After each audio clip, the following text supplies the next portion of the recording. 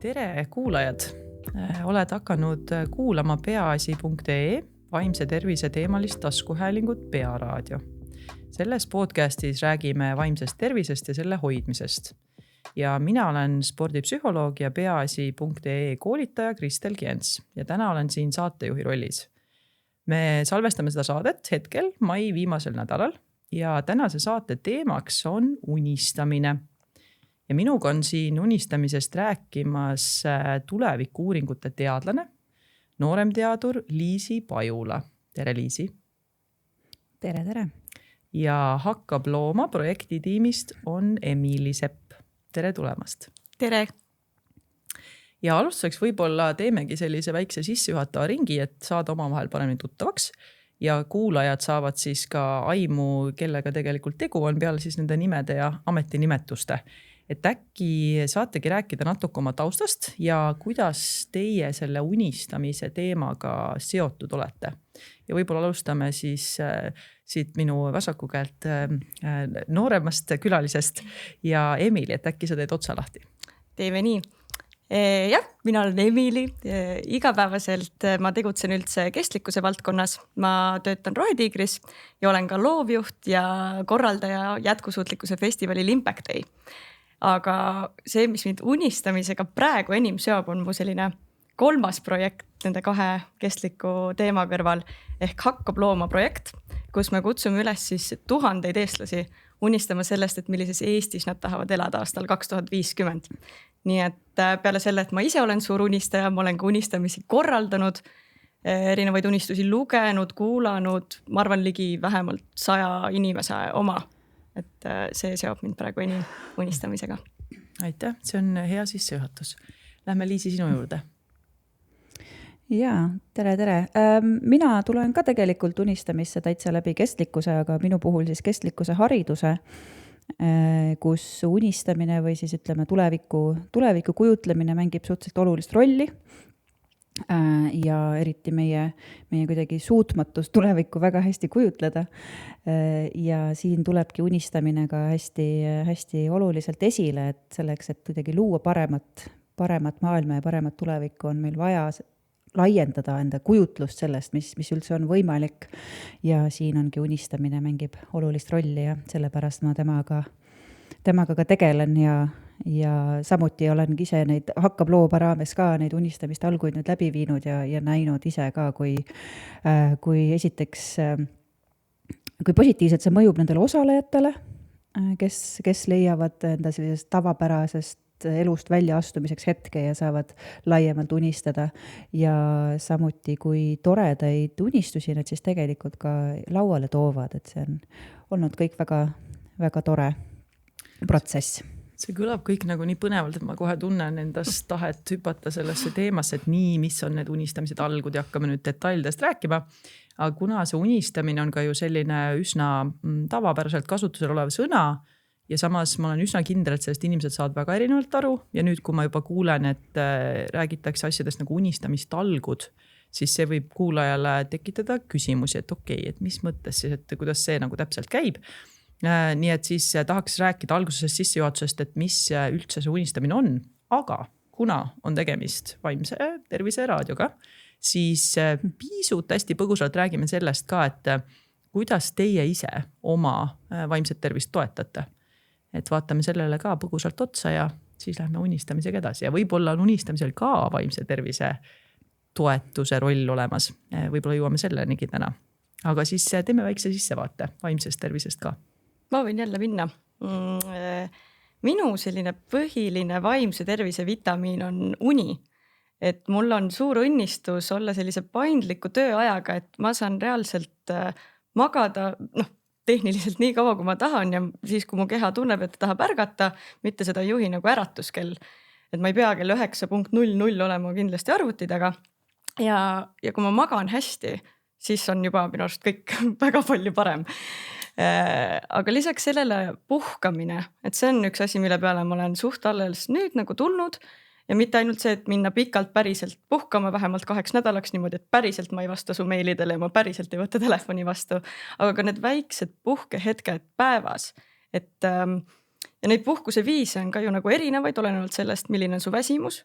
et ka selline TikTokis naljakate kassivideode vaatamine võib olla puhkuse liik ja ma arvan, neid ma praktiseerin igapäevaselt väga palju või vaatan lihtsalt aknast välja või mis iganes ma vajan. Kindlasti külastavad sind unedes ka toredad unistused, ma loodan. Kindlasti. Nii, Liisi, kuulame sind ka.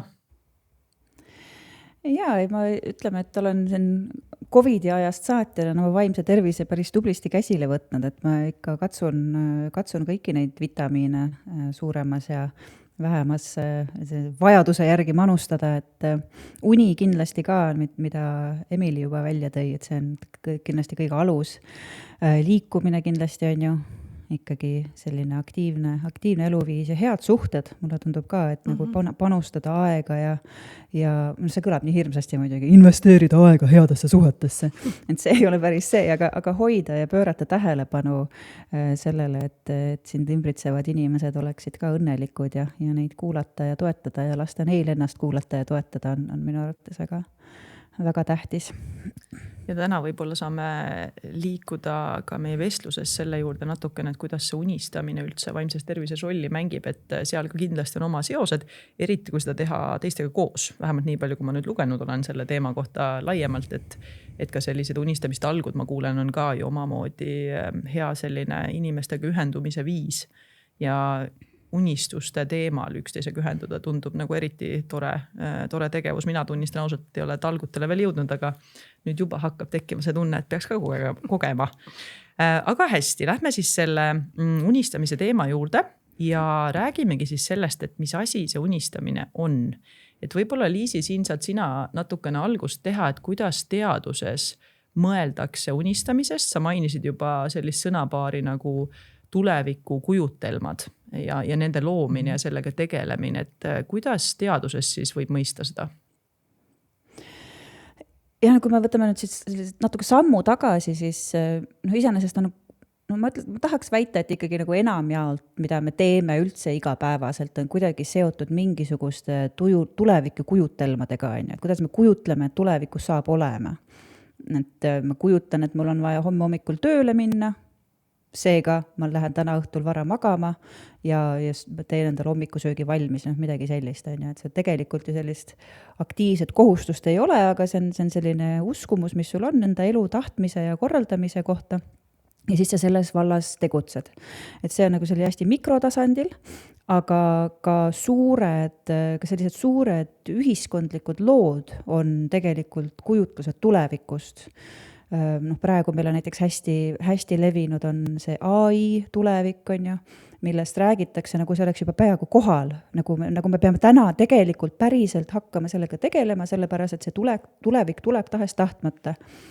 Ja et siin ongi lihtsalt oluline on tähele panna seda, et kui suures ulatuses meie sellist igapäevast tänast tegutsemist loovad need kujutelmad tulevikest. Ja see on oluline eriti just praegu, kus meil ongi peamiselt liikvel sellised hästi katastroofilised lood tulevikest. Üks ongi tohutu suur kliima ja kestlikkuse kriis, on ju, ja teiselt poolt see selline AI düstoopia, mis meid kohe hakkab ründama. Et kui sellised lood hakkavad sinu igapäeva elu juhtima ja sinu sellist vaimset tervist kurnama, on ju, sest et need on hästi seotud sellise hirmu ja ärevusega, siis ühesõnaga hakkabki kurnama vaimset tervist, on ju, ja siis sellele vastukaaluks ongi unistamine, minu keeles või minu kontekstis ma ütleks, et see ongi soovitavate tuleviku kujutelmade loomine.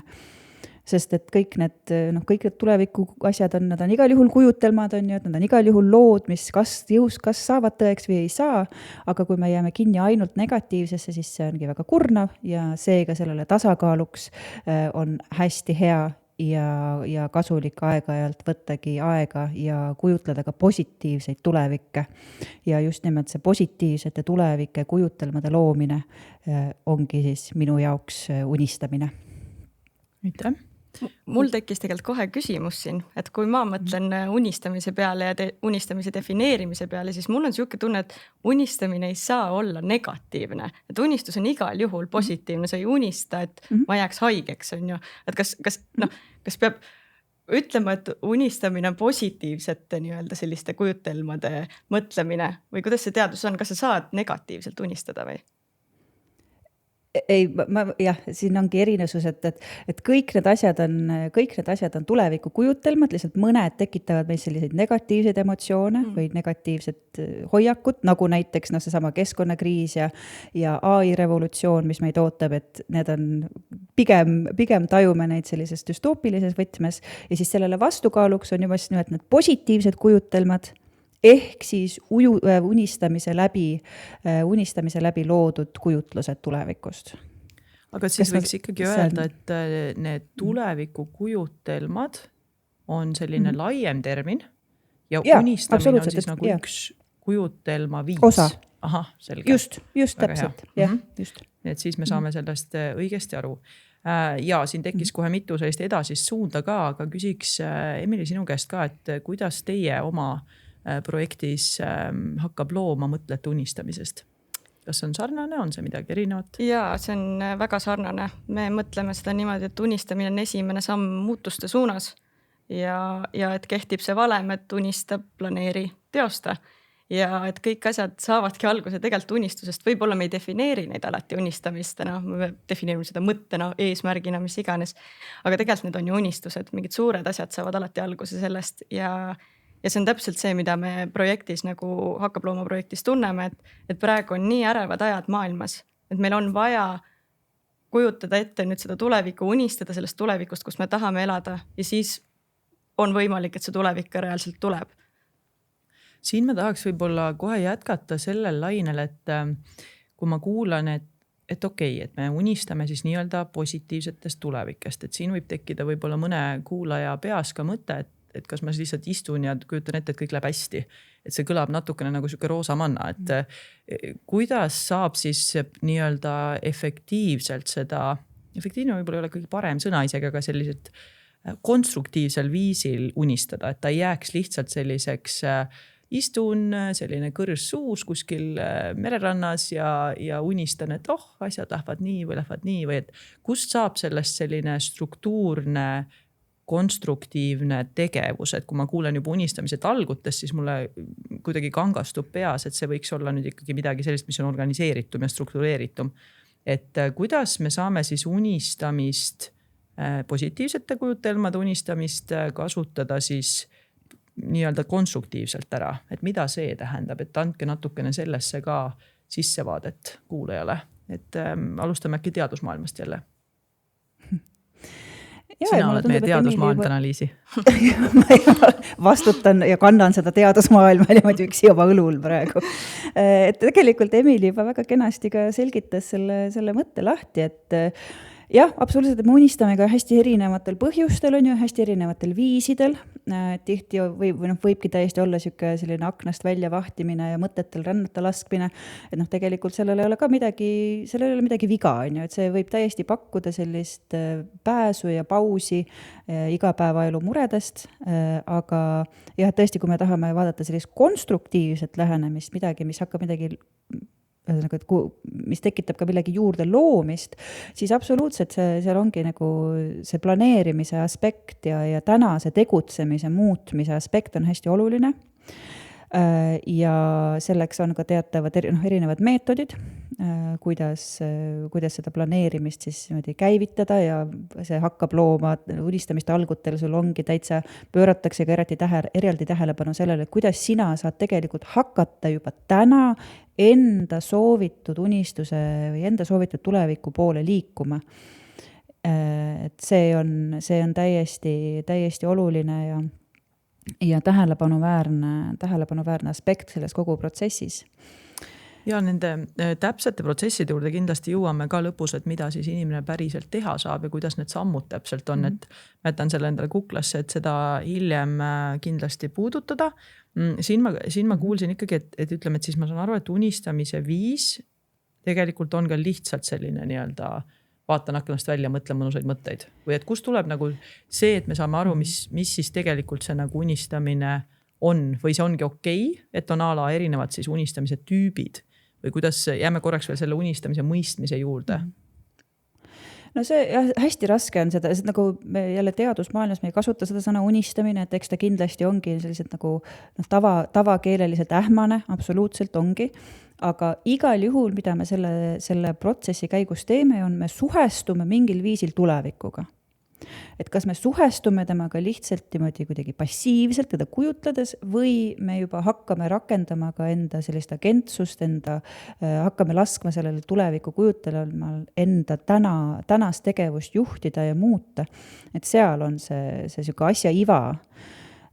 Aga igal juhul on jah tegu mingisuguse tulevikuga suhestumisega.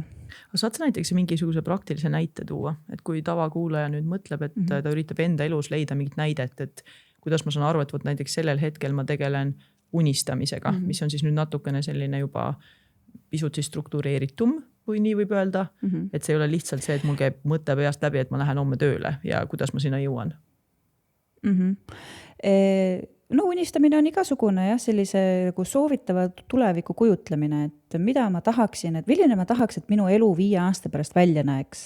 On ju, et siin me juba hakkame mingisuguste väärtuste põhjal seda kujutelma looma ja loodetavasti ka siis, kui sa leiad, et sa tahad, et 5 aasta pärast sinu elu näeks teistsugune välja, siis saad täna juba selles suunas hakata astuma nii-öelda. Et see oleks minu arvates nagu selline konstruktiivne viis unistamisest mõelda.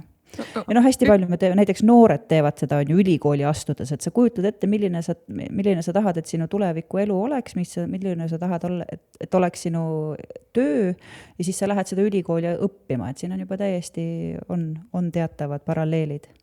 Hästi lihtne näide minu arust on, vabandust Liisi. Ei räägi. Üks hästi lihtne näide on see, et mina kunagi mõtlesin, et ma olen nagu lugemise kuidagi soiku jätnud, et tahaks hakata nüüd uuesti ikkagi lugema, aga see tundub ülisuur ports, on ju, see on siuke väga lihtne näide, on ju. Et võtan nüüd raamatu ette ja hakkan lugema, on ju jube raske. Ja siis mõtlesin, kuidas seda teha ja sain soovitused, aga loe 1 lehekülg päevas.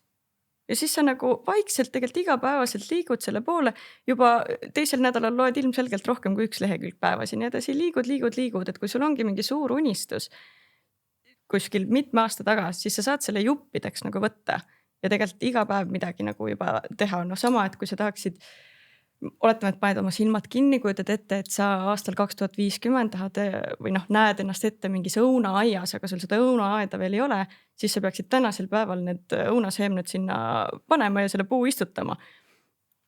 Ja ma saan aru, et natuke siis unistamine on siis justkui nagu selline visiooni loomine ja siis see protsess, kuidas sinna visioonini jõuda, on nüüd see, mis tegelikult kaasab siis erinevaid meetodeid, olgu selleks eesmärkide seadmine või harjumuste kujundamine, nagu just. Sina tõid näitena, et saan ma õigesti aru, et see on siis see, millest me räägime? Jaa, vabalt. Selge, väga hea. Siin on oluline, me oleme kui hästi akadeemiliseks ära minna, et siis see valdkond on väga mitmekesine ja ta on alles esile kerkiv, et siin ei ole nagu sellist traditsioonilist, ütleme nagu füüsika tasemel mõistete defineeritust ja selgeid protsesse, et see kogu see valdkond on alles hästi uus, me oleme väga hiljuti hakanud sellele tähelepanu pöörama ja seega siin ei ole nagu, mul ei ole hästi konkreetseid vastuseid teile anda, aga üleüldiselt jah, millega me tegeleme unistamise juures on siis ikkagi positiivsete tulevike visioonide loomine ja mõtlemine, kuidas me saame täna seda infot kasutada, et neid tulevikega realiseerida. Mul tuligi siuke definitsioon, et unistamine vastab justkui küsimusele, mis, et sa unistad millestki. Ja siis on nagu see visioneerimise osa, mis lähebki juba selliseks strateegilisemaks unistamiseks, ehk sa vastad, kuidas sa selle unistuseni, sellele missini jõuad, on ju.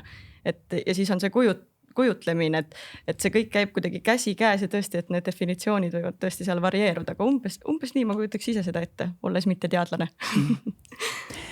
Ja võt, hästi lõbus on see, et teaduse maailmas me küsime ka miks. Jah, et miks me tegelikult kujutleme ka, on ju, et seal ongi hästi palju erinevaid põhjuseid, miks me üldse tulevikku kujutleme. Üks ongi täpselt seesama, et ma tahan hommikul tahan putru süüa ja siis ma tean, et ma täna pean ostma endale kaerahelbed, on ju. Teine on see, et ma tahan, et mul oleksid head suhted ja palju vaba aega, siis ma tean, kuidas ma pean oma elu selleks organiseerima. Või ma tahan suurendada oma mingisugused sissetulekuid, siis ma samuti pean selleks tegema mingisugused sammud, aga et see tulevik me kujutleme hästi erinevate põhjustega, hästi erinevatel põhjustel ja nad ka juhivad meid erinevatel viisidel, need kujutlused.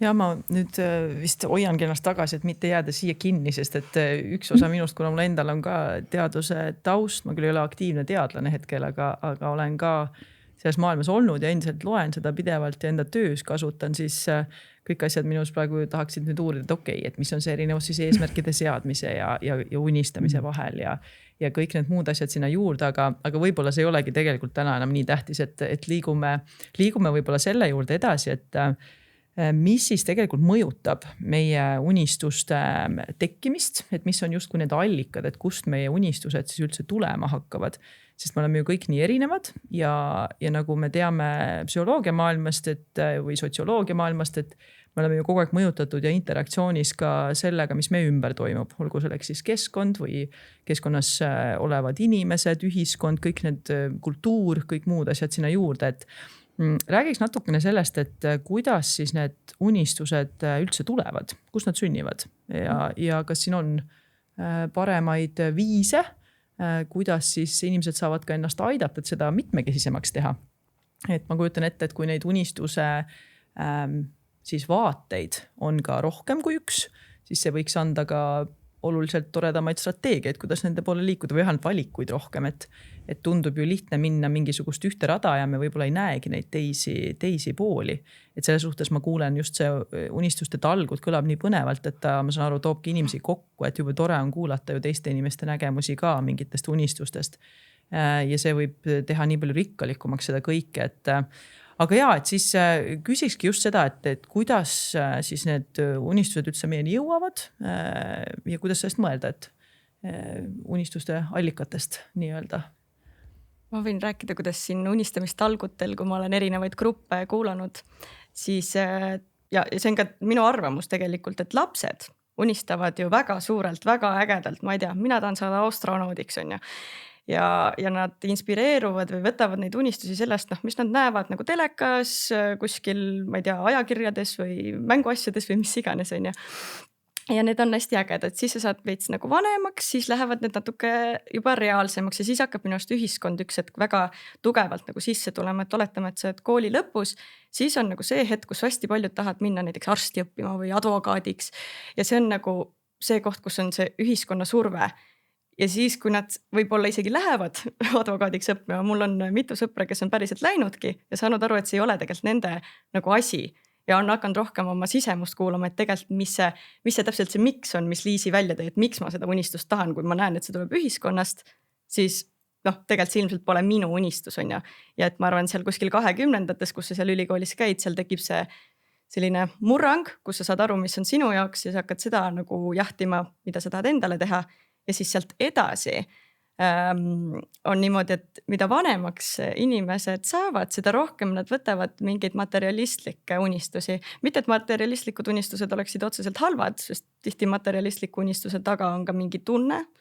Natuke kõrvale kaldun sellest, aga et oletame, et sa tahad autot või palju raha ja maja on ju, et äkki selle unistuse taga on hoopis mingi tundmus, mingi turvatunne äkki. Aga ühesõnaga, kui ma olen kuulanud inimesi unistamas, siis vanemad inimesed räägivad rohkem ala tervisest või et meie pereväärtused säiliks ja nii edasi. Et see minust ajas hästi liigub erinevalt ja see on hästi põnev. Ja muidugi oleneb ka valdkonnast, kus inimesed on, et kui ma raamatukogu juhtidega unistasin, siis nemad mõtlesid hästi palju selle peale, et milline raamatukogu näeb aastal 2050 välja, et ta peaks olema haridusega hästi nagu seotud või samal tasemel, mis on näiteks koolid või raamatukogu hoidjad peaksid olema nagu õpetajad ja samal ajal, kui räägid ettevõtjatega, neil on hoopis muud asjad, kui sa terviseasutustes olevate inimestega räägid, siis nemad mõtlevad ka, kuidas tervishoidu paremini teha. Et jah, hästi palju mõjutab igast, kus sa tuled ja mis su taust on. Ja see kontekst ka, ma saan aru. Liisi, mis sina sellest mõtled? Ja Emeli räägib täiesti õiget juttu, et nii on jah, et hästi palju juhivadki meid just täpselt need samad suured narratiivid, mis parasjagu kuskil ühiskonnas liikvel on. Teine muidugi hästi suur osa on seotud väärtustega ja see on ka üks oluline osa sellest unistamise osast just, et unistamine on minu arvates ikkagi ka tihti väärtuspõhine. Et siin toimub nagu mingisugune sügavam, loodetavasti võiks toimida mingisugune sügavam tegelemine ja ühildamine selle visiooni ja väärtuste vahel. Ja see on ka minu arust hästi huvitav just nimelt nende unistamiste juures, et mulle tundub, et kui inimestel päriselt küsida, et mis see tegelikult on, milline see Eesti siis välja näeb 2050, kus te tahaksite elada, siis sellel on hästi vähe ühist sellega, mis lugusid meile räägitakse igapäevaselt sellest, milline see tulevik saab olema. Et meile nagu, vähemalt need inimesed, kellega mina olen rääkinud, kõik soovivadki just nimelt häid suhteid, nad soovivad rohkem hoolivust, nad soovivad rohelisemaid ja väiksemaid ja vaiksemaid linnu ja mitte mingisugust AI revolutsiooni või isejuhtivaid autosid, et need on nagu täiesti teisel järjekohal, on ju. Ja teine oluline osa, et kui see küsimus oli ka, et kuidas seda unistamist siis hästi teha, et siis mulle tundubki, et suurepärane viis unistamist hästi teha ongi seda nimelt teha koos. Et ka suur osa sellest, kus meie sellised isiklikud unistused tulevad, ongi meie varasem kogemus, ehk see sama kontekst, meie igapäevased arusaamad, igapäevased kogemused, mis teevadki sellise suurelt unistamise hästi raskeks, sest sa ei ole harjunud mitte mõtlema sellele, millele sa tavaliselt mõtled. Aga kui teiste inimestega koos seda unistamist teha, siis nende mõtetest tavaliselt leiab lihtsalt ka endale selliseid huvitavaid ja uusi tähelepanekuid ja just nende tähelepanekute ja väärtuste ühildamine on see, mis teeb sellise koos unistamise hästi selliselt sotsiaalselt liitvaks. See on selles mõttes hästi põnev, et tegelikult on neid mõjutegureid ju allolevalt nii palju, mille alusel meil tekivad mingisugused siis mõtted või kujutelmad või kuidas me seda hetkel nimetame. Ja üks asi on see kollektiivis selle tegemine ja teine asi, mis ma kohe mõtlen võib-olla psühholoogi seisukohast ka, et siia tegelikult mängib ju ka päris palju siis eneseteadlikkus, et kui palju sa tegelikult oled üldse enesega kohal ja teadlik sellest, mis on sinu need varasemad kalded, sest meil kõigil on ju sellised kalded, kuhu poole meid nagu automaatselt tõmbab või mis hinnanguid me kipume andma või mis jällegi tuleb ka ju meie varasematest kogemustest ja mõned on sellised ka üldised, mis meid kõiki inimestena nii-öelda ühendavad. Et selles suhtes on see päris olulisel kohal siis, et kui inimesed tahavad võib-olla seda mitmekülgsust oma unistuste vaadetes laiendada ja näha selliseid erinevaid unistuse stsenaariume, siis ka see teadlikkus iseenda justkui jutumärkides piirangutest, et kuhu meie varasemad kogemused ja meie selle hetke siis ajuseis meid paneb, eks, et mis filtri läbi me justkui mõtestame seda tulevikku ja mis filtri läbi me näeme seda tulevikku, et lihtsad näited võivad ju olla kas või see, et emotsionaalsest seisust juba sõltub natukene see, et kuidas ma siis nii-öelda unistada suudan ja millised kujutelmad mulle tollel hetkel võib-olla kõige siis relevantsemad tunduvad. Et selles mõttes siin see eneseteadlikkusega tegelemise roll, millele jällegi ma kujutan ette, et nendel võib-olla talgutel ja siia ma kuulakski hea meelega teie nagu nägemust, et kuidas need struktureeritud meetodid või lähenemised unistamisele aitavad kaasa sellele ja kas aitavad kaasa sellele, et inimesed muutuksid eneseteadlikumaks oma nendest piirangutest, kalletest, nendest samadest ühiskonna mõjudest, millest me praegu räägime, et mind täitsa huvitab ise lihtsalt juba psühholoogina, et kas seda kaasatakse kuidagi sinna unistamise protsessi või meetoditesse, sest ma tunnen, et see juba seab päris suured filtrid inimestele. Ja kui inimesed õpivad võib-olla mõistma oma nagu neid filtreid, siis on neil ka lihtsam näha mingisuguseid teisi vaateid või neid ka vastu võtta või nii-öelda sisse lubada endale. Et ma ei tea, siin äkki kommenteerite natuke seda, et mis mõtteid see toob või kas üldse on selliseid meetodeid, mis kuidagi seda eneseteadlikkust arendavad, laiendavad. Ma ei tea, Liisi, on sul mõtteid? Ja mul on selle kohta mitme artikli jagu mõtteväid osa tegelikult. Aga alustaks sellest, et see valdkond, milles nagu mina kõige kodusem olen, mis on siis tulevikualane kirjaoskus, siis selle üks suur osa ongi õppida nägema enda mõtteid. nagu saavutada sellist enesega kooskõla või enda nagu mustrite nägemist, mis muidugi absoluutselt, see on täiesti, see ei ole lõplikult võimalik, aga see on selline horisont, mille suunas liikuda. Ja seetõttu olen mina ka nagu hästi sellisel kõval seisukohal, et mulle tundub, et kui me palume inimesi kujutada tulevikke, mida mina ja teised tuleviku-uuringute vallas tegutsevad inimesed tihti teevad, siis see on tegelikult kohutavalt vastutusrikas ülesanne. Sest et see, mida sa küsid, on ka see, millele sa saad vastuse. Ja need sellised küsitlemata eeldused kipuvad hästi lihtsalt sisse tulema ja ka need on asjad, mis piiravad meie unistusi. Piiravad unistusi ja piiravad tulevikke, mida me suudame kujutleda, kui me ei vaata nendele eeldustele konkreetselt otsa ja aeg-ajalt ei proovi neist ka lahti lasta. Et siin on need erinevad meetodid on absoluutselt väga oluline, see meetodi valik on väga oluline, see meetodi valik on, selle kohta on uuringuid, et see tulevikuloome meetod, mitte suuresti, aga ta mängib ka suurt rolli selles, millised tulevikud siis osalejate poolt luuakse. Kui me see on natuke väga absoluutselt oluline. Ja kui me saaks siin ühe sükse praktilise näite, et panna jälle kuulajale seda sellisesse igapäevaelu näiteks näitesse, et kui Liisi saad natukene edasi minna sellega, et näiteks mis võib olla mõne, ma saangi aru, et neid meetodeid on palju, aga mingi näide, et näiteks kui inimene saabki aru, et ahah, ma nüüd olen kuulanud, nii, ma saan aru, et mul on mingid kalded, ma saan aru, et mul on mingid allolevad eeldused, mille alusel ma oma nii-öelda siis tulevikku kujutlen. Ja ma saan aru sellest kõigest ja ma tahaks nüüd laiendada. Ma tahaks, et ma ei oleks nii kinni oma nendes eelduste piiratud vaates siis. Et kuidas inimene saab ise ennast aidata, et mis küsimusi võiks küsida endalt, et kui tahta laiendada oma seda tuleviku vaadet ja unistamist? Mul on siin üks hästi lemmik praktika, mida ma ise rakendan ja olen palunud ka teistel, kellega ma olen tulevikku kujutanud teha, mis on selline, ühesõnaga, sa võtad paberi ja siis mõtled ühele sellisele konkreetsele mingisugusele nähtusele või asjale, mis on sulle oluline sellel hetkel.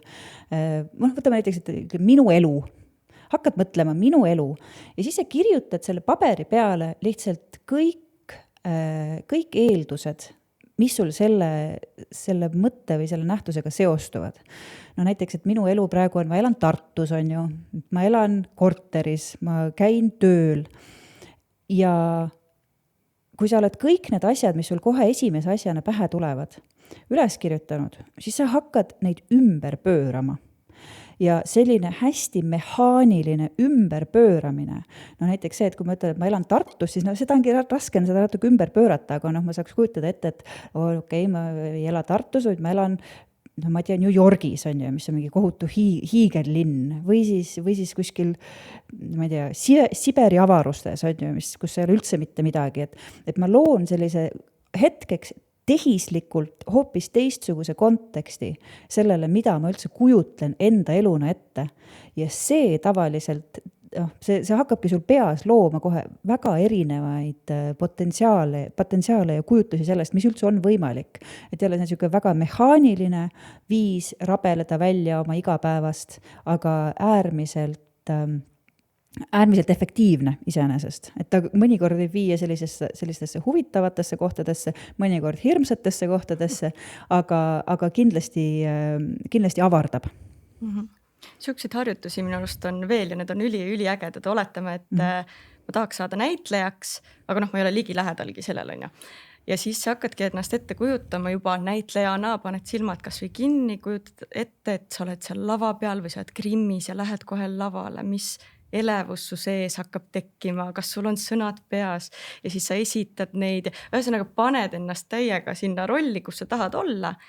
Ja kui sa tunned, et see paneb su nagu südame põksuma ja see ongi see koht, kus sa tahad olla, siis sa juba hakkad sinnapoole natuke liikuma, et sa võid ka mõelda niimoodi, et okei, et ma tahan saada näitlejaks, mida see näitleja kannab riides, hakkad juba seda niimoodi kuidagi nagu kujundama seda ja see tekitab sellist elevust ja selliseid väikseid asju, mida sa võib-olla alateadlikult juba teed, et sinna sihtpunkti nagu jõuda.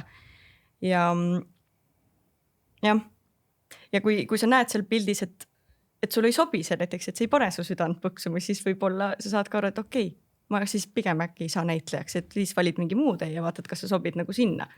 See on tegelikult jälle, kui ma tulen jälle selle teadlikkuse juurde tagasi ja kuna enda taust on mul ka teadvel olekus, siis ütleme nii, et ma natuke sinna poole kaldu, see on nii-öelda disclaimer, aga selles suhtes ma näen siin ka hästi olulist rolli selles näites, mis sina just välja tõid, et mis on nüüd selline tunnetuslik teadlikkus, et üldse inimene on võimeline iseenda tunnetega ühendust saama. Et kui ma näiteks mingit unistuse stsenaariumi läbi käin või teen seda protsessi ja kas siis kujutlen visualiseerimise teel või kas või see, et ma panen endale konkreetsed sammud paika, et kuhu ma jõuda tahan, mis mu eesmärgid on, võtan siukse justkui nii-öelda jutumärkides siukse asjalikuma lähenemiseks, et kuidas ma tegelikult tunnen ennast, kui ma sinnapoole liigun, et kui ma teen neid eesmärkide poole liikumise samme ja olen seda mingit aega teinud, et ei saagi ju tujude pealt iga päev võtta, aga ütlen, mingit aega olen teinud ja ma nüüd näiteks mingid asjad saavutan ära, siis kuidas ma tunnen? Et kas ma päriselt iseendas ka tunnen, et see on see, mis nagu mind kõnetab ja nüüd ma ei mõtle, vaid ma reaalselt tunnen, mis mu emotsioonid selle peale ütlevad. Ja see on ka tegelikult hästi selline asi võib-olla, mida me ei ole harjunud tegema, et kuna me istume ju nii enda mõtetes ja mõttemaailmas, et siis me tahame kõike analüüsida, et tahaks nagu plussid ja miinused ja siis võib-olla lõpuks sõidamegi sellega, mida ühiskond meile tegelikult nii-öelda ette söödab. Et kui enne sa tõid meelivate hea näited ülikooli valikul, et mis valikuid ma teen, et kas ma teen selle advokaadiks minemise sellepärast, et seda väärtustatakse ühiskonnas, sellest on viimasel hästi palju juttu olnud, ma ei tea, meedias on just räägitud sellest, kui palju ütleme nemad palka saavad, ma toon suvalisi näiteid praegu ja üldse mitte, et advokaadiks saamine oleks kuidagi mitte väärtuslik, absoluutselt on, aga just see, et olla kohal sellega, et mis on siis need asjad, mis minuga seostuvad ja kas see minu väärtustega kokku käib, et kui sa Liisi tõid enne sisse väärtused, eks, et siis ma kujutan ette, et inimene nende stsenaariumite või unistamise protsessi käigus võiks ka mõelda selle peale, et okei, aga kui ma sellel teel käin ja sinna unistuse poole liigun, siis mis see nagu minu kui inimese kohta ütleb, et kas see on mulle oluline, et kas see läheb kokku sellega, mida ma tegelikult laiemalt väärtustan ja milline inimene ma olla tahan. Et okei, seda küll kiidetakse ja igal pool öeldakse, et see on jube tore asi, aga kas see nagu minuga ka seostub, eks.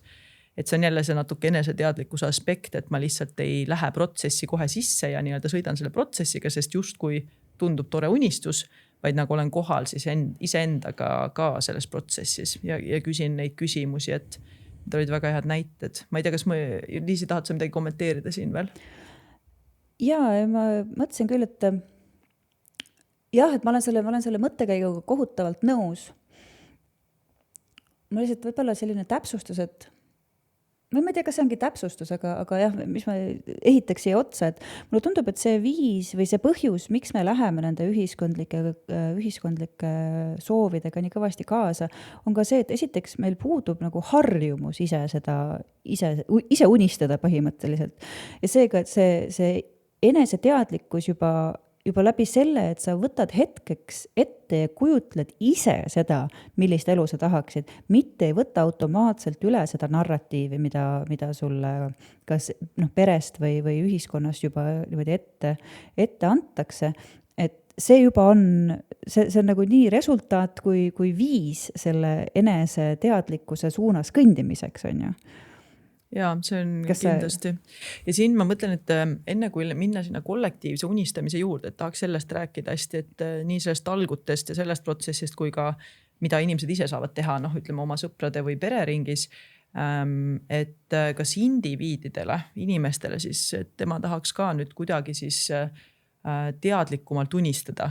Et okei, ta on küll kunagi teinud neid, et ta käib mingeid mõtteid läbi, aga need on millegipärast alati jäänud lihtsalt mingiteks mööduvateks mõteteks, milleks oli hetkel kuskil aeg ja tänapäeval ma toon jälle väikse siukse võib-olla kõrvalmärkus, et mis ka võib-olla takistab seda unistamise protsessi ja seda variatiivsust selles või üldse sellega tegelemist on see, et kogu aeg on justkui vaja teha midagi ja nüüd on need väga kergesti kätte saadud igasugused seadmed, et iga tühja hetke ma sisustan millegagi ja siis on nüüd see, et selge, ma hakkan nüüd unistama nii, see on jälle nüüd, hakkame jälle tegema kohe. aga ma kujutan ette, et see ka võib-olla panustaks sellesse unistamisesse kaasa, kui meil oleks lihtsalt tühja aega rohkem, kus lihtsalt lubadagi oma mõtetel minna.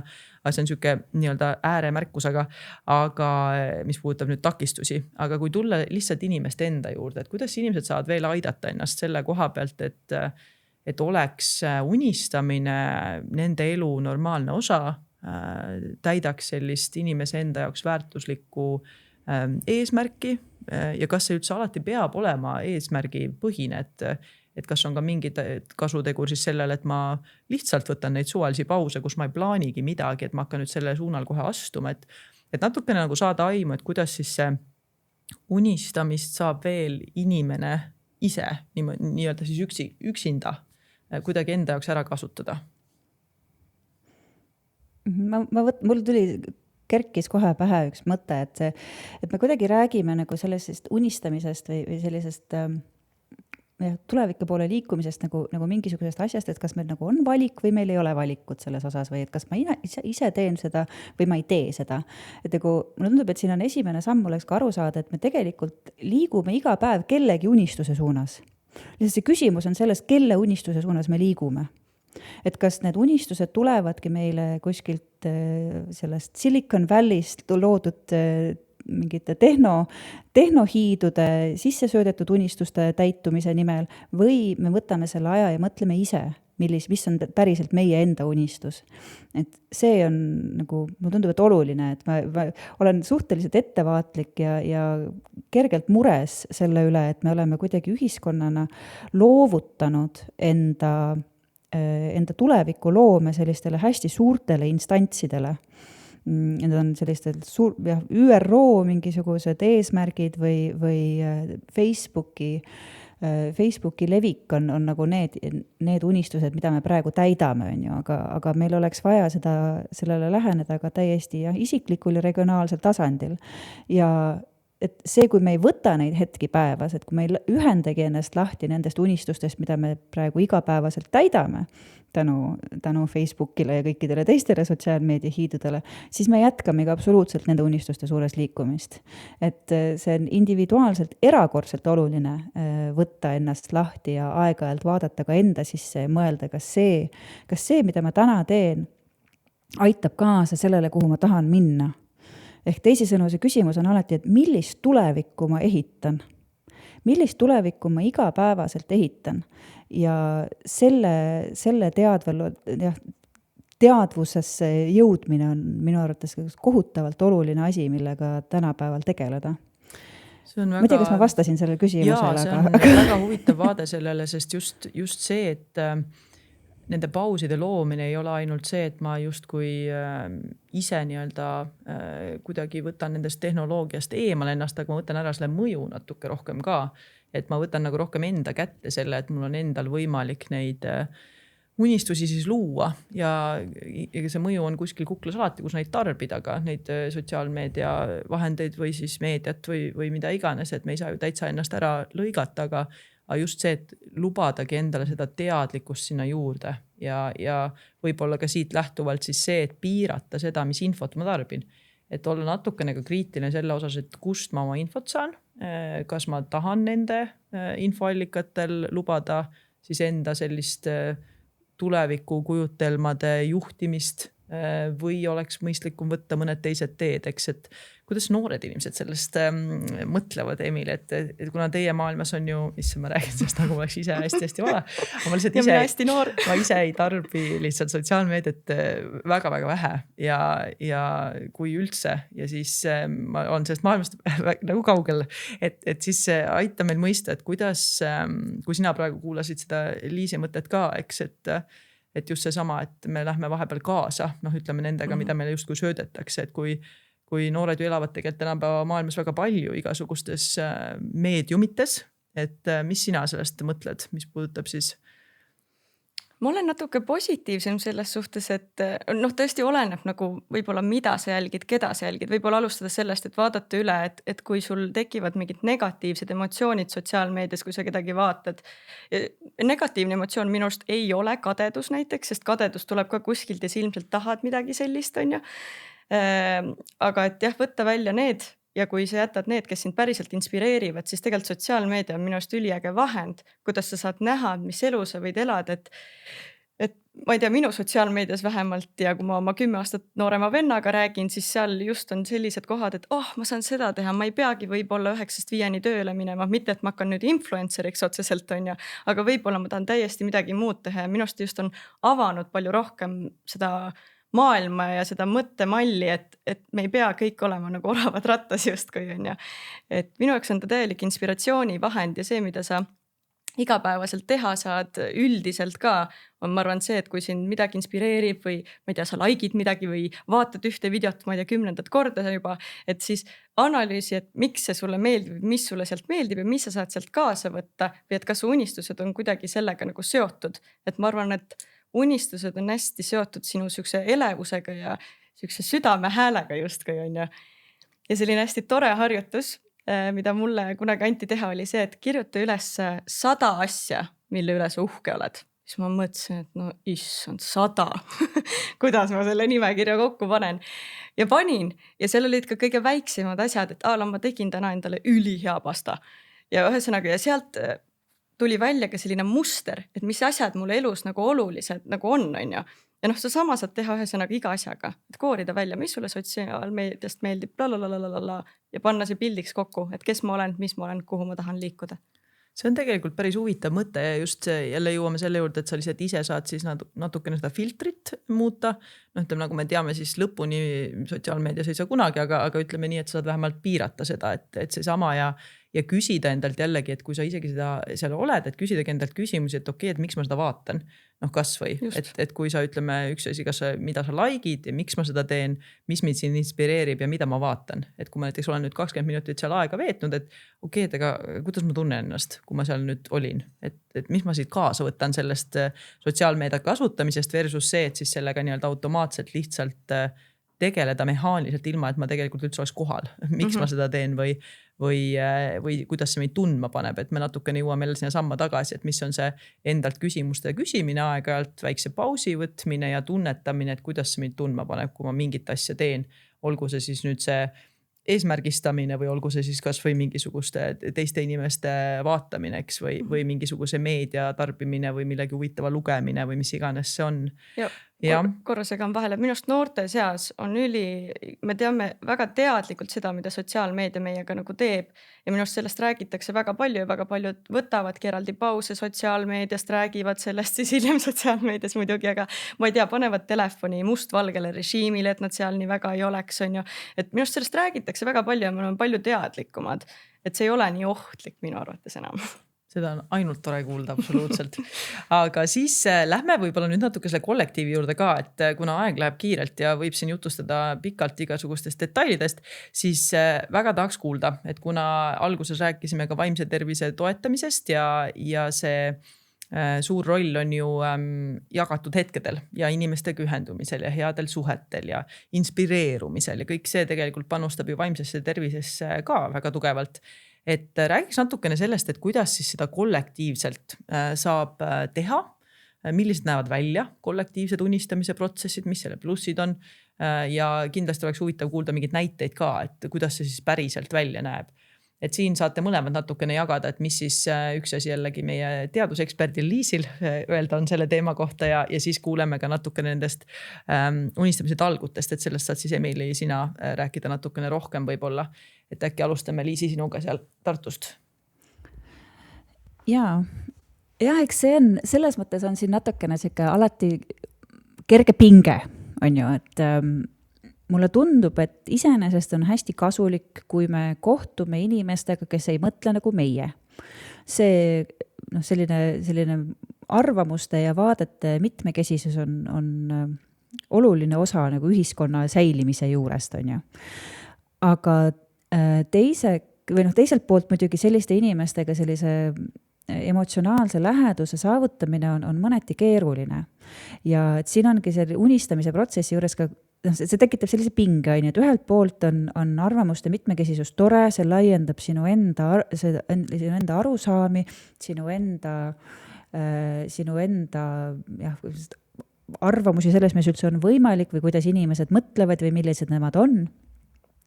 aga teiseks võib see olla ka emotsionaalselt suhteliselt väljakutsuv, et kui mina peaksin näiteks iseendale mõeldes, et kui ma peaksin näiteks mingid hästi paljude väga konservatiivsete vaadetega inimestega koos looma ühist tulevikku, siis oleks mul see küllaltki keeruline, sellepärast et meie väärtushinnangud läheksid diameetriliselt lahku. Ja et siin tekib selline pingekoht absoluutselt. Aga mida unistamine ikkagi saab teha, on püüa luua neid sildu erinevate vaadete vahel.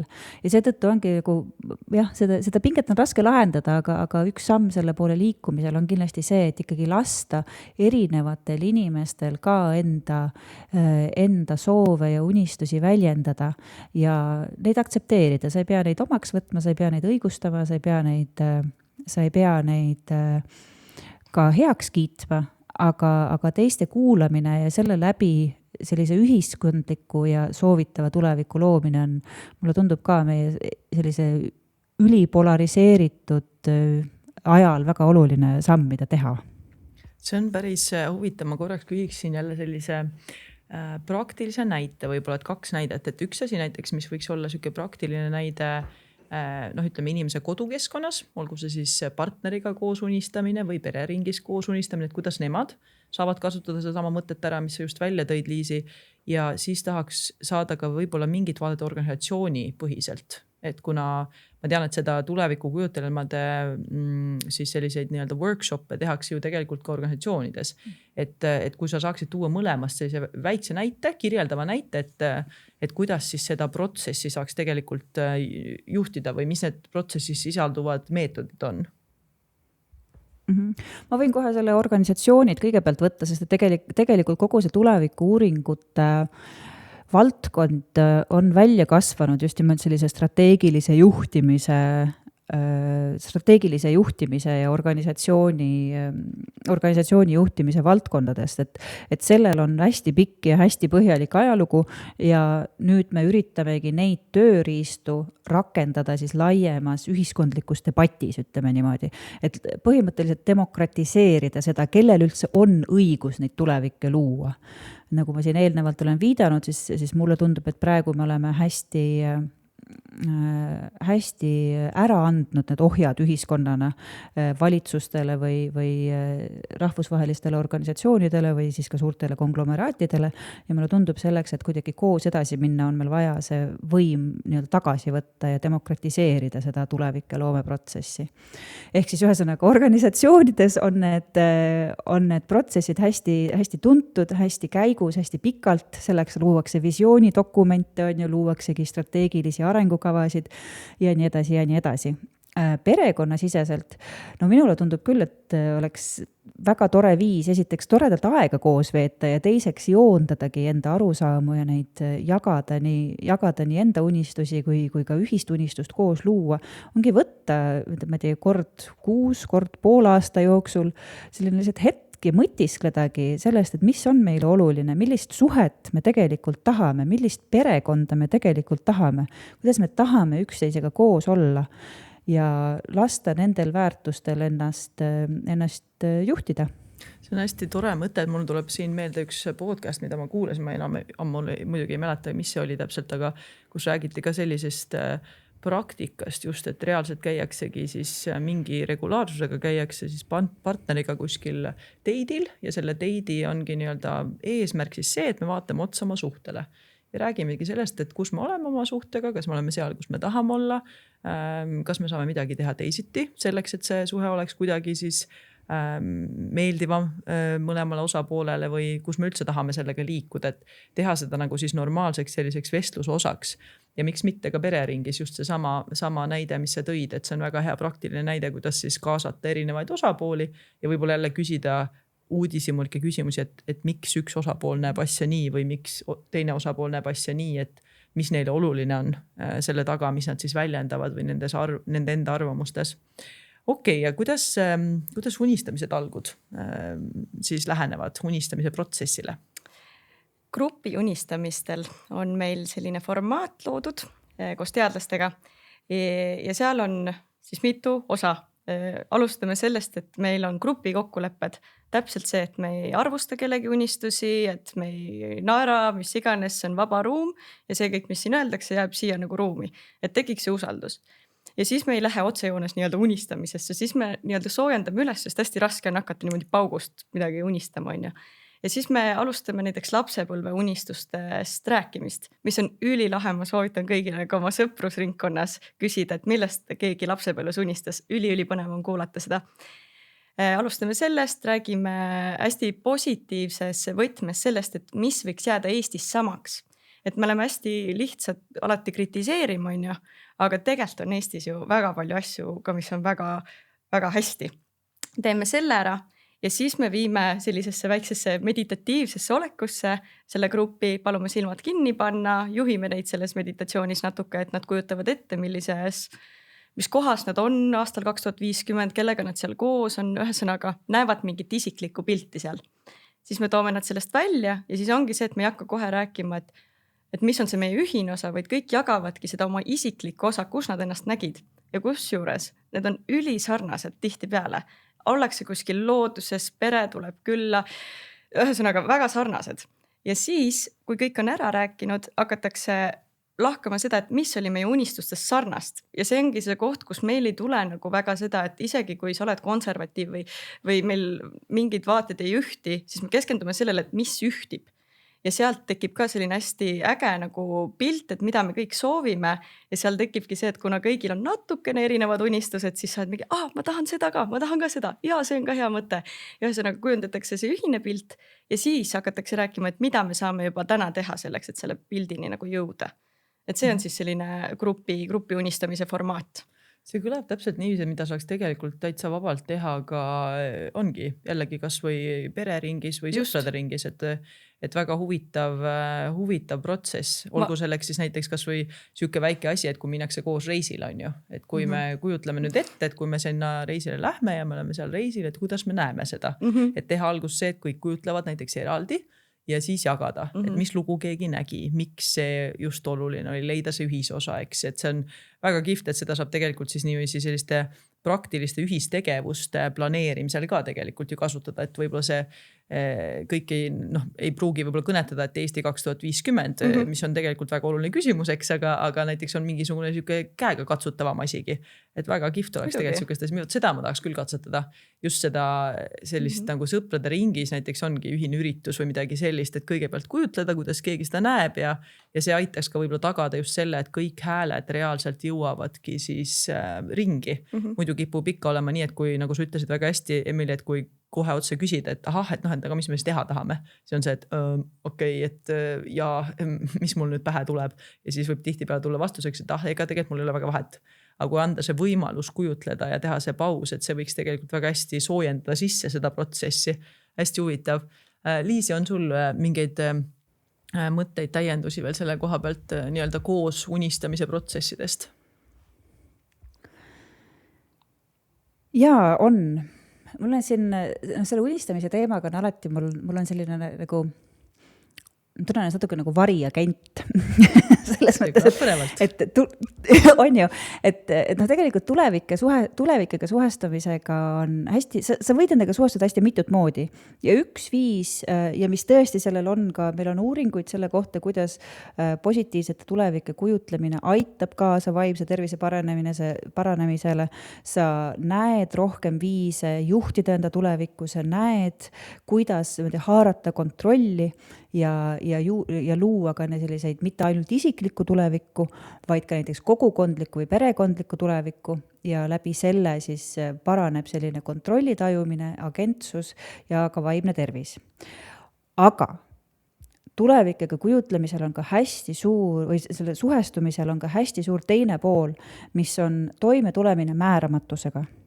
Sest et see, mida positiivsete tulevike loomine teeb või siis, ütleme siis unistamine antud hetkel, on see, et ta ikkagi, me ei suuda kunagi kujutleda väga nagu keerulisi asju. Et tavaliselt, kui sa kujutled ka seda, milline reis peaks välja nägema, sa kujutad nagu stseene, sa kujutad lühikesi hetki, sa kujutad tundeid, aga see, kuidas see tegelikult hakkab välja nägema, on noh, ta saab olema lihtsalt teistsugune, ta ei ole mitte kunagi selline, nagu sa unistad.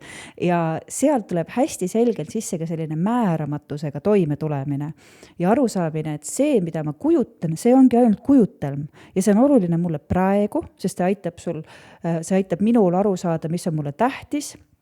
See aitab mul luua neid toredaid sotsiaalseid suhteid, aga nagu selline konkreetse tuleviku nagu allutamine kontrollile on erakord, no see on võimatu, no seda ei ole võimalik teha lihtsalt, et tulevik on ja jääb alati määramatuks. Mida me saame unistamisega teha, on valida suund, aga see, kuhu me sealt välja jõuame, on tavaline, noh, seda ei eksisteerigi, sellepärast tulevik liigub kogu aeg eest ära, on ju. Et siin on selline väga oluline osa alati ka nende aru anda seda, et see, millega ma tegelen praegu, ongi ainult see kujutelmade loomine. Ja sellel on väga suured boonused, sellel on täiesti oma koht, see on oluline ja hea asi, mida teha, aga et teine pool on ka alati aru saada, et aga kõik ei lähe nii, nagu ma tahan alati. Ja kuidas me sellega toime tuleme? Ja see on väga oluline, mis sa praegu siia juurde lisasid, aitäh, et seda tegid, et just mitte jääda siis sellesse kinni, et just kui see nüüd peabki nii-öelda täide minema. Ja seda enam mulle tundub, et saab hästi oluliseks see, et me ikkagi veedame aega, et mõtestada, miks ma üldse sinna poole liikuda tahan ja mõtestada ka seda, et kuidas need sammud, mis ma endale valin või siis koos teistega paneme paika, et juba need sammud oleksid need, mis on väärtuslikud. Et ei oleks sellist olukorda ka, et kus me paneme mingisugused sammud paika, et siis jõuda millelegi, mis võt see on väärtuslik, kuhu me jõuame. Aga ütleme, need sammud või need tegevused või see protsess iseenesest on nüüd see, kus noh, teeme ära. Et selles suhtes, et tuleks sinna see väärtus juurde, mis puudutab protsessi ja võib-olla siis jällegi see ka seos sellega, et miks me arvame, et see võiks olla hea mõte, et miks neid asju või miks neid tegevusi on oluline teha, et mis nende nagu laiem mõju on ja kuidas see meid tundma paneb juba siis, eks. Mitte ainult siis, kui ma selle visiooni täidan justkui. Ja absoluutselt, et siin on ajalooliselt oleme me suutnud ühiskondade ja inimkonnana korda saata täiesti kohutavaid tegusid selleks, et saavutada mingisugust kujutletavat utoopiat. Aga selle kohutava utoopia ei jõua kunagi kohale, aga need kohutavad teod saavad siiski tehtud, et siin on vaja hoida ka hästi selgelt sellist ma ei tea, kas fookust, aga nagu aru saada, et need, mida ma teen täna selleks, need teod, mida ma teen täna selleks, et selle tuleviku poole liikuda, on sama olulised kui see tulevik ise, kui mitte olulisemad. Absoluutselt. Ja jälle see sama küsimus, miks ma võtan need sammud praegu ja miks ma neid samme teen ja kuidas need sammud mind tundma panevad. Mitte ainult see visioon, kuhu ma lõpuks siis nii-öelda jõuan või see kujutelm, kuidas see mulle tundub, vaid see protsessi tunnetus ka, et jälle see kohalolu iseendaga ja uudishimulike küsimuste küsimine ja selline tunnetamine ka, et see võiks saada oluliseks. Aga jaa, nüüd on ootamatult aeg läinud niivis, et me oleme siin tund aega juba jutustada saanud ja on aeg tõmmata otsi kokku poole. Nii et me oleme saanud tegelikult päris hästi sellise laia pildi, et kuidas võib-olla mitmekülgsemalt mõelda unistamisest, millised on mõned protsessid, meetodid, kuidas seda siis tegelikult teha, kas siis ise üksinda või siis koos teistega, et need ma loodan, et lugeja saab siit ilusti endaga kaasa võtta. Võib-olla teeks lõpetuseks siis selle lihtsalt väikse ringi, et saate natukene väljenda oma sellist mõtet, et mida võiks kindlasti inimene siit sellest saatest kaasa võtta, kui tal on energiat täpselt nii palju, kui me teame, et inimestel on, et ei tekiks sellist ülevoolavuse tunnet, et jaa, kõik tundus nii tore, aga et ei jääks nagu soiku need asjad ja need mõtted, et mida te soovitaksite, kui tõesti inimene tahab midagi praktiseerida, aga tal ei ole just aega sellesse nüüd hästi süvitsi minna. Mina ütleks seda, et leia üles enda seest see üks unistus, mida sa võib-olla iga päev isegi nagu mõtled ja võib-olla sa ei ole seda defineerinud unistusena. Ja kas pane see kirja või ole veel julgem, jaga seda oma lähedasega. Ja see unistus minust peaks olema nagu täpselt selline, et see ikkagi tekitab sus elavust ja see tekitab veits seda tunnet, et see ei ole võimalik. Et see peab olema ikkagi piisavalt suur ja jaga seda ja võib-olla räägi üldiselt inimestega unistamisest, sest see on tõesti põnev teema ja minu arust seda ühiskonnas on liiga vähe, et me ei räägi unistamisest sellest kui meetodist või väga kasulikust asjast, see on selline pigem ninnu-nännu teema on ju, et see tegelikult ei ole. Ja teine asi on see, et hakkab looma osas kindlasti unistama tulla, minna hakkablooma.ee, panna oma isiklik unistuskirja või kirjutada meile, et tahate ettevõttega või sõpradega unistada või kirjutage kas või mulle on ju, et tulen ja teen teil unistamise ära. Liisi, sinu mõtted? Jaa, ma olen ka praegu täitsa sellel hakkab looma lainel, et kuna ma liigun ise sellistes ka keskkonnaaktivistide ringkondades ja nendes ringkondades esineb päris kõvasti ökoärevust ja depressiooni ja muid kohutavaid asju, mis keskkonnaaktivismiga kaasas käivad. Ma olen nendega läbi viinud neid unistamistalguid ja unistamistöötubasid ja minu arust see on hästi fantastiline on see, kuidas ka inimesed, kes selle protsessi alguses tunnevad, et esiteks ei hakka neile midagi pakkuma, sest nad tegelevad ju sellega iga päev ja kuidas me siis ikkagi ja mis kasu sellest on ja ma juba ju teen neid kõiki asju, siis me räägime nendega see 1,5 tundi ära ja no ma ei taha öelda eranditult, aga suur ja valdav osa nendest inimestest pärast ütleb, et tead, mul ikkagi oli seda vaja.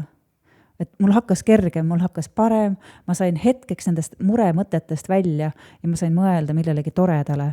Ja jälle, et see, et nad saavad seda koos teha, et mina alati suunan ikkagi ka koos unistama.